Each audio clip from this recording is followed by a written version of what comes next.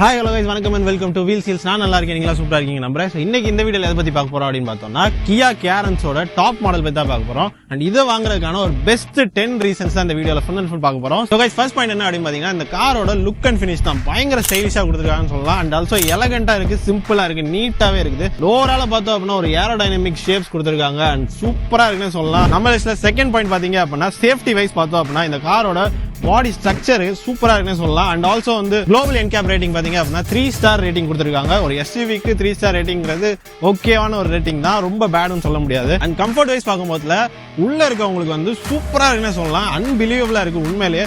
நீங்க வந்து third row சீட்லாம் போனீங்க அப்படின்னா இனோவா எடுத்துக்கோங்க, எக்ஸ்யூவி எடுத்துக்கோங்க, எதுலையுமே வந்து அவ்வளோ கம்ஃபர்டபுளா உட்காரவே முடியாது. பட் இந்த காரை பொறுத்த வரைக்கும் பாத்தீங்கன்னா ஒரு 100-200 கிலோமீட்டர் போறீங்கனாலுமே தேர்ட் ரோல 2 பேர் உட்காந்தீங்கன்னா ரொம்பவே ஸ்பேஷியஸா சஃபிஷியண்டா